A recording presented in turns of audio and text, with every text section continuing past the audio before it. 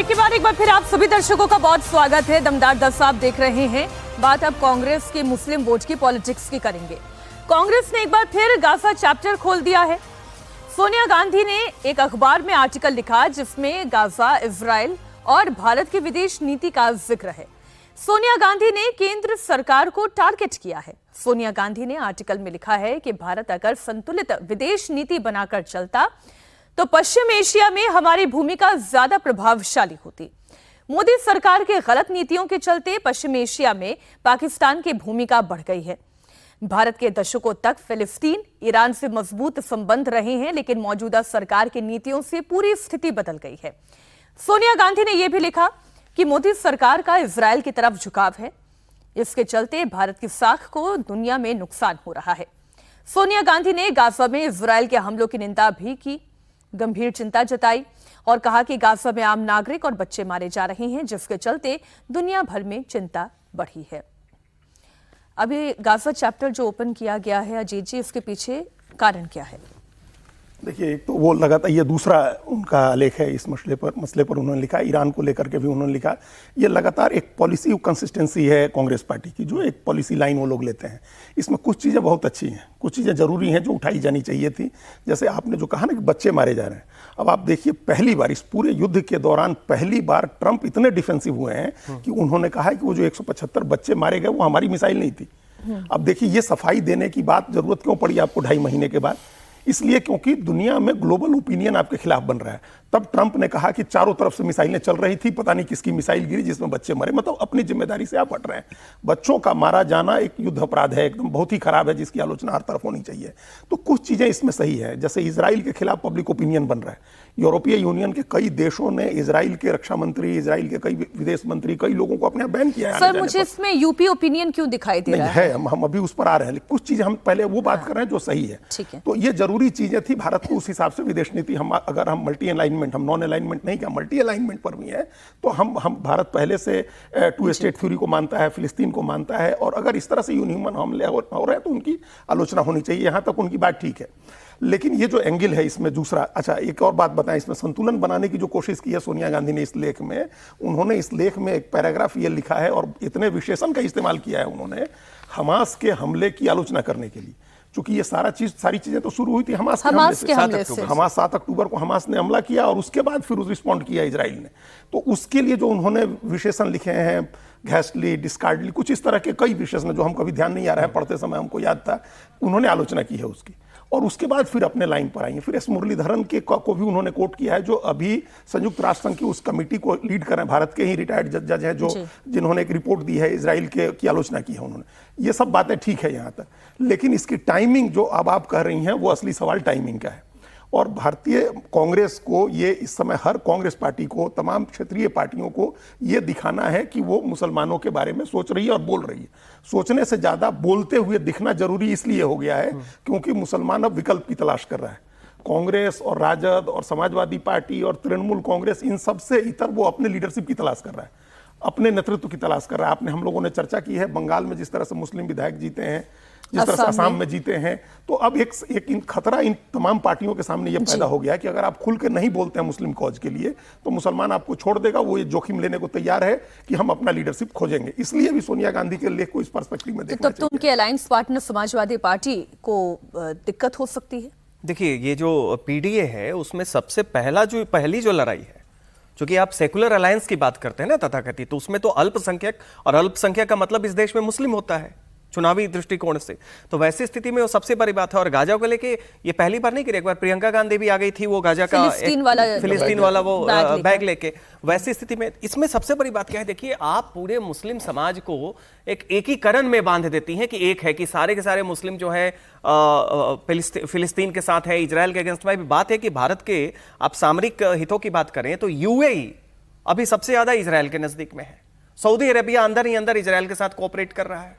तो वैसी स्थिति में जो भारत की जो नीति है, मल्टी अलाइंड वर्ल्ड की बात जो अजीत जी कर रहे थे, वो उसी में, क्योंकि मिडिल ईस्ट और खाड़ी देशों में भी समीकरण जो है अब केवल इस नाते नहीं है कि हम भी मुसलमान हैं, आप भी मुसलमान हैं। वहां तो ईरान और वर्सेस सऊदी अरेबिया और यूएई सब मिलकर इजराइल के साथ सहयोग कर रहे हैं। तो ये ऐसा तो नहीं, ये बात सोनिया गांधी नहीं समझती होंगी। वो सीधी सी बात है कि देखिए, अब ये धारणा है कि मुसलमान का मतलब है जो कि इजराइल के साथ हो, और मुसलमान इजराइल के खिलाफ हो, फिलिस्तीन के साथ हाँ, हो। इजराइल के खिलाफ हो और फिलिस्तीन के साथ हो। अब इस सोच को, ये कहीं से भी इसमें सटलिटी या नुआंस आपको नहीं दिखता ठीक है। तो ये एक उसका पॉलिटिकल एंगल भी है। जैसा कि हम लोग देख रहे हैं यूपी का चुनाव आने वाला है, और चिंता बहुत बड़ी बात यह है कि अगर आप केवल मुसलमान वोट के लिए लड़ रहे हैं तो बहुत सारे ठेकेदार उसके हैं ना, क्षेत्रीय दल हैं, कांग्रेस है, और अब तो मुस्लिम दलों का भी अपना एक फिर से वापस AIMIM के लिए AIMIM है, और बाकी जगह से भी पीस पार्टी बन चुकी है, थोड़ी बहुत आंशिक सफलता उसे मिल चुकी है।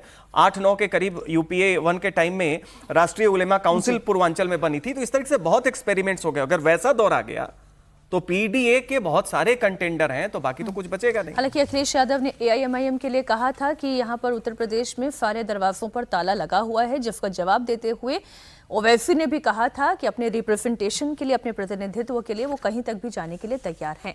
महाराष्ट्र की राजनीति में इस वक्त उथल पुथल का दौर चल रहा है, और इसी बीच एक चौंकाने वाली खबर आई है। सीएम देवेंद्र फडणवीस और शिवसेना UBT प्रमुख उद्धव ठाकरे ने मुंबई से नागपुर जाने वाली एक ही फ्लाइट में ट्रैवल किया। शुक्रवार को फ्लाइट में सीएम फडणवीस और उद्धव ठाकरे को गर्मजोशी से हाथ मिलाते हुए और एक दूसरे से थोड़ी बहुत बातचीत करते हुए भी देखा गया। उद्धव के बगल में उनके बेटे और शिवसेना UBT नेता आदित्य ठाकरे बैठे हुए थे, और फडणवीस की पिछली सीट पर सांसद संजय राउत भी बैठे हुए थे। इसके अलावा उनकी पार्टी में कुछ और नेता हैं, वो भी फ्लाइट में ही मौजूद थे। यात्रा के दौरान देवेंद्र फडणवीस ने मजाक में कहा, हम तीनों का एक साथ मिलना आज की सबसे बड़ी खबर है। सीएम फडणवीस और उद्धव ठाकरे का एक ही विमान में सफर करना UBT के 6 सांसदों के शिंदे गुट में शामिल होने को लेकर जारी राजनीतिक बहस के बीच हुआ है। तस्वीरें आपके सामने ही हैं। आपको ध्यान होगा, उप मुख्यमंत्री एकनाथ शिंदे ने हाल ही में ये कहा था कि ऑपरेशन टाइगर अभी खत्म नहीं हुआ है। उद्धव ठाकरे विदर्भ और मराठवाड़ा क्षेत्रों के 3 दिवसीय दौरे की शुरुआत करने के लिए नागपुर जा रहे थे, और इस दौरे के दौरान वे उन लोकसभा क्षेत्रों में पार्टी कार्यकर्ताओं से मिलने वाले हैं जिनका प्रतिनिधित्व पार्टी के 6 बागी सांसदों ने किया था। हाल ही में एकनाथ शिंदे की शिवसेना में शामिल हुए थे। उद्धव ठाकरे यवतमाल, हिंगोली, परभणी, धाराशिव के दौरे से शुरुआत करेंगे और फिर शिरडी जाएंगे, और इस दौरे के दौरान वो वोटर्स के बीच जाकर अपनी बात भी रखेंगे। लेकिन ये भी कमाल ही हो गया कि दौरे पर जा रहे हैं, उससे पहले फ्लाइट में मुलाकात हो रही है। अजीत जी, देखिए, हम तो मानते हैं कि राजनीति में बहुत सारी, ज्यादातर चीजें संयोग नहीं होती हैं। कोइंसिडेंस है या नहीं है? कोइंसिडेंस तो बहुत कम होता है राजनीति में, कोइंसिडेंस बहुत कम होते हैं।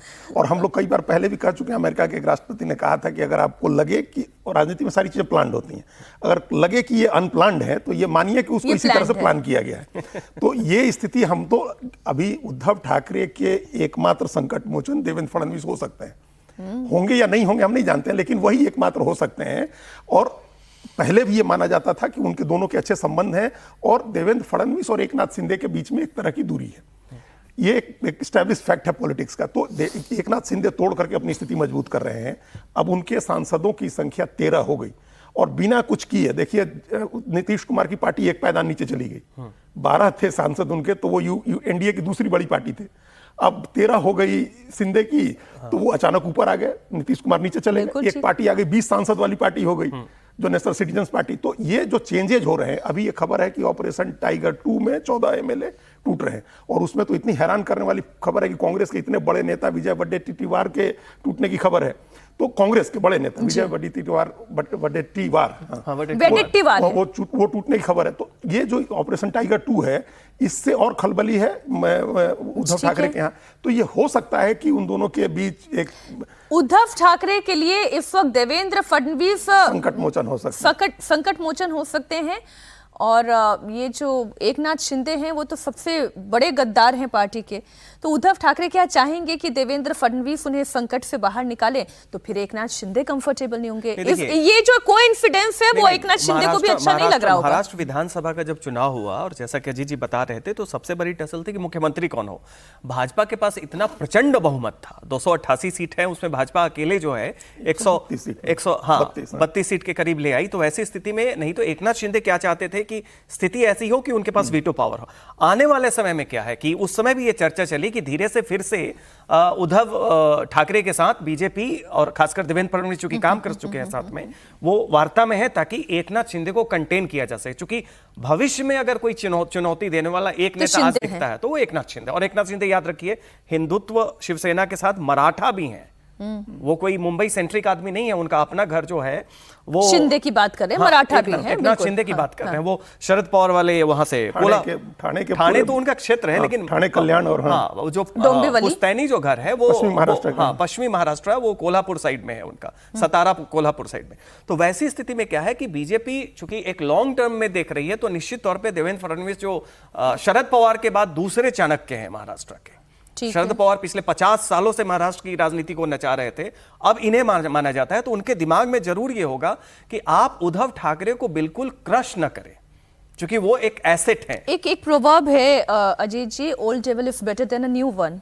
बिल्कुल, तो है ही। और ये जो चैलेंज है इनका, जो सामने कहा ना, जिस तरह से अपने को मजबूत कर रहे हैं, मान लीजिए उनके पास अगर 14 एमपी और शामिल हो जाते हैं, उनके एमएलए सांसदों की संख्या 70, विधायकों की संख्या 70 और सांसदों की संख्या 13 हो जाती है, तो एक बड़ी ताकत बन जाएंगे एकनाथ शिंदे, और एक बड़े ज्योग्राफिकल एरिया को कंट्रोल करते हैं। कास्ट इक्वेशन में शरद पवार के खत्म होने और अजीत पवार के नहीं रहने के बाद एक बड़े मराठा नेता के तौर पर स्टैब्लिश होंगे। और जो मराठा एक समय था कि ये लोग कंट्रोल करते हैं महाराष्ट्र की पॉलिटिक्स को, उनकी जो ये डोमिनेंट पोजीशन से नीचे आए हैं वो लोग, वहां ले आ सकते हैं मराठों को वो। और देवेंद्र फडणवीस ब्राह्मण है, तो ये पॉलिटिक्स जो है वो बड़ी साधने की जरूरत है। और अगर जैसा कहा सज्जन जी ने, उद्धव ठाकरे को बचाए रखना वहां की देवेंद्र फडणवीस की पॉलिटिक्स के लिए जरूरी है। ठीक, एक और बड़ी खबर, आज प्रधानमंत्री नरेंद्र मोदी 3 देशों के दौरे पर विदेश जा रहे हैं। सेशल्स के दौरे पर वो रहेंगे। चर्चा चल रही थी कि मोदी मंत्रिमंडल का विस्तार होना है, लेकिन इस बीच मोदी विदेश दौरे पर रवाना हो गए हैं। प्रधानमंत्री नरेंद्र मोदी 27 से 29 जून तक सेशल्स के दौरे पर रहेंगे। सेशल्स के नेशनल डे सेलिब्रेशन में प्रधानमंत्री मोदी चीफ गेस्ट होंगे। आपको बता दें कि साल 2015 के बाद मोदी की दूसरी सेशल्स यात्रा है। प्रधानमंत्री मोदी सेशल्स के राष्ट्रपति के साथ द्विपक्षीय बातचीत करेंगे, जिसमें समुद्री सुरक्षा, रक्षा सहयोग जैसे मुद्दों पर चर्चा होगी। ये विजन महासागर जो है प्रधानमंत्री नरेंद्र मोदी का, ये क्यों इतना इंपॉर्टेंट है? और सेशल्स का ये दौरा, प्रवासी तो बड़े गदगद हैं कि प्रधानमंत्री नरेंद्र मोदी आ रहे हैं। भारत क्या अप्रोच लेकर जा रहा है इस यात्रा पर? देखिए, ये जो आपने कहा ना विजन महासागर का, जो विजन है हम लोग का, भारत जो है हिंद महासागर का गार्जियन है। हम लोग हैं हिंद महासागर के गार्जियन। और जिस तरह की चीज़ें अभी हो रही हैं हिंद महासागर के अंदर, जिस तरह से चाइना अपना मैरीटाइम पावर बढ़ा रहा है, और जिस तरह से अमेरिका ने अभी इंडो पैसिफिक से हटा करके और वापस यूएस पैसिफिक किया, तो चाहे हिंद महासागर हो, पैसिफिक हो, समुद्र का रास्ता सुरक्षित करना और वहाँ अपनी नेवल पावर मजबूत करना, ताकि हम आगे किसी भी युद्ध के लिए, अब देखिए अभी सबसे पावरफुल चीज़ जो आज की तारीख में है वो नेवल पावर है। वहीं से आप लड़ाई, अभी सारी अमेरिका ने जो लड़ाई लड़ी है ईरान में, वही नेवल पावर। ऑपरेशन सिंदूर के दौरान भी पाकिस्तान को सबसे बड़ा डर भारत की नेवल पावर का था, चाइना को भी है। और हम लोग, हमारे पास 150 के करीब हम ऐसे युद्धपोत हैं जिससे हम समुद्र में बहुत मजबूत ताकत है भारत। और ये हिंद महासागर में स्थित भले ही छोटा सा द्वीप है सेशल्स, लेकिन स्ट्रेटेजिकली भारत के लिए बहुत इंपॉर्टेंट है। तो ये जो द्विपक्षीय वार्ता होगी, रक्षा सहयोग की बात होगी, ये सब चीजें भारत के लिए बहुत इंपॉर्टेंट है। और ये नहीं मानना चाहिए कि छोटा सा द्वीप देश है तो हमारे, लेकिन सर नजर तो सब लोगों को मंत्रिमंडल विस्तार पर थी। वो भी होगा कि अब क्या होने जा रहा है। नहीं, देखिए ये बताया जा रहा है कि जरूरी नहीं है कि फैसले के लिए प्रधानमंत्री शपथ दिलाने वक्त उनका होना जरूरी है। प्रधानमंत्री अगर फैसला कर लिए हैं, वो दौरे पे हैं, वो फिर आ जाएंगे। आप नाम की घोषणा कर देंगे, शपथ का दिन तय कर देंगे। लेकिन अभी तक देखिए जितनी भी अटकलें पिछले 5-6 साल में लगाई गई हैं, आमतौर पर वो अटकलें रही हैं। उसमें निश्चित तौर पे जिनका टर्म खत्म हो रहा है, हरदीप पुरी जी हैं, उनका टर्म खत्म हो रहा है। बाकी पंकज चौधरी और हर्ष मल्होत्रा जैसे लोग जो हैं प्रदेश अध्यक्ष बन गए हैं दिल्ली और यूपी के, वैसे लोगों का जाना है। कुरियन साहब जो है वो रिजाइन कर दिए, आएंगे। लेकिन बाकी जो चल रही है कि फलां इस मंत्रालय से उस मंत्रालय जाएंगे, इनको हटा दिया जाएगा, ये सब 2+2 वाला इक्वेशन है। ठीक है, ये सारी की सारे क्या है, जब तक कि आधिकारिक तौर पे लोग कहते हैं कि इस सरकार में ब्रह्मा और विष्णु जो है बस 2 ही लोग हैं, खबर उन्हीं के पास है। बाकी जितनी चीजें हैं वो सब जो है वो अटकलें हैं। अटकलें हैं, कोई बड़ा नाम नहीं हो सकता है, बड़े नाम भी चेंज होंगे, लोगों के विभाग बदले जा सकते हैं। देखिए जितना कंफर्टेबल आज अभी के पोजीशन में प्रधानमंत्री हैं, जो वल्नरेबिलिटी थी उनकी, कंफर्टेबल बढ़ता जा रहा है, वही बढ़ता जा रहा है। एक 2024 में एक वल्नरेबिलिटी दिख रही थी कि आप चंद्रबाबू नायडू पर डिपेंडेंट है, नीतीश कुमार पर डिपेंडेंट है। लोकसभा चुनाव में बहुत अच्छा परफॉर्मेंस नहीं हुआ, लेकिन उसके बाद एक एक करके सारे राज्य चुनाव जीते। झारखंड छोड़ दें तो महाराष्ट्र में, हरियाणा में, दिल्ली में, पश्चिम बंगाल में, बिहार में, सारे राज्यों के चुनाव जीती है बीजेपी।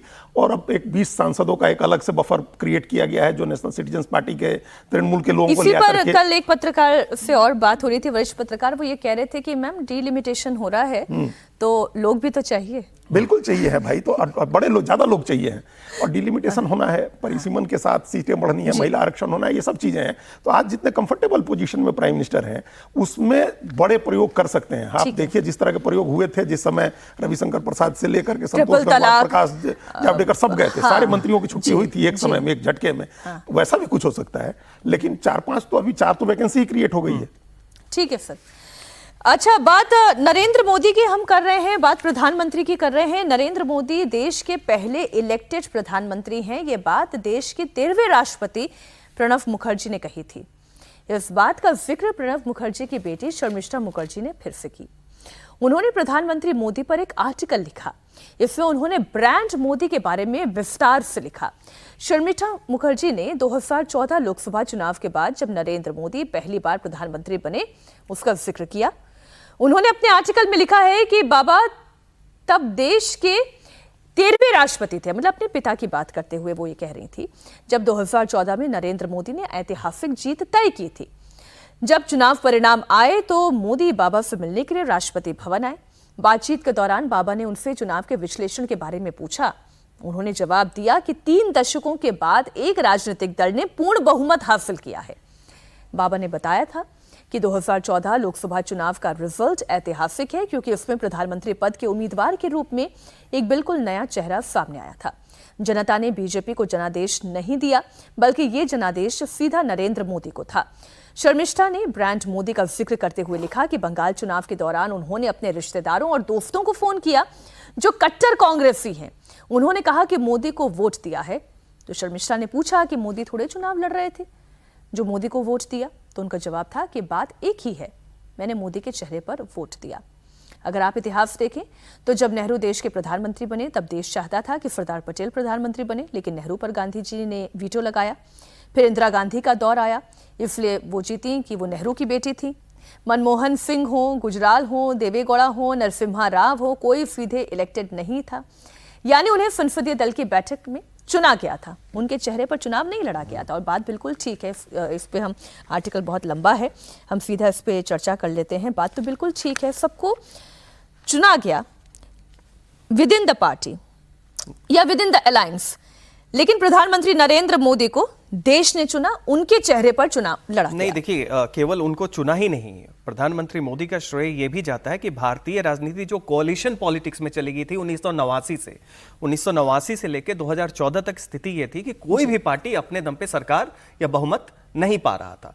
तो उन्होंने उस दौर को भी बदला। 2014 के बाद जो वन पार्टी डोमिनेंस सिस्टम वाली बात जो कांग्रेस की हुआ करती थी खत्म हो गई, तो वो लाए। तो निश्चित तौर पे वो एक प्रेसिडेंशियल स्टाइल में लड़ा गया चुनाव था। वो कोई पार्लियामेंट्री हमारी व्यवस्था है, लेकिन उनका चेहरा था। और याद कीजिए उस समय बीजेपी के भी बहुत बड़े बड़े नेता, जो वरिष्ठ नेता थे, वो सहमत नहीं थे कि प्रधानमंत्री, राजनाथ सिंह अध्यक्ष थे, उन्होंने घोषणा कर दी थी कि चुनाव समिति के अध्यक्ष होंगे, सब होंगे। उसमें शीर्ष नेतृत्व भी उस समय बहुत ज्यादा जो वरिष्ठ नेता थे नहीं थे। तो वैसी गोवा अधिवेशन सबको बहुत अच्छे से याद है। बिल्कुल बिल्कुल बिल्कुल। तो वैसी स्थिति में देखिए वो एक आउटलायर थे गुजरात के मुख्यमंत्री के तौर पे। दिल्ली के सियासत में आके तमाम अटकलें थी कि उनकी वो छवि है, फला छवि है, और दिल्ली की सियासत में नहीं एक्सेप्ट होंगे। देश को लीड करने वाला जो आज के डेट में यूपी के, दुनिया ने भी एक्सेप्ट किया, सिर्फ देश ही नहीं, कहने का मतलब है जो आज के डेट में किया। यूपी के मुख्यमंत्री के लिए भी कहा जाता है कि दिल्ली चलाना, देश चलाना एक अलग बात है, प्रदेश चलाना। वैसी स्थिति में उनको जो एंडोर्समेंट जनादेश मिला वो उनके चेहरे पे तो मिला ही मिला। उसने भारतीय राजनीति की दिशा ये बदल दी कि आप कोalition पॉलिटिक्स से निकल के वन पार्टी डोमिनेंस वाले फेज में आ गए। और बीजेपी का जो अखिल भारतीय विस्तार हुआ, केवल बंगाल ही नहीं, पूरे नॉर्थ ईस्ट में आप जाइए, किसके चेहरे पे वोट मिलता है?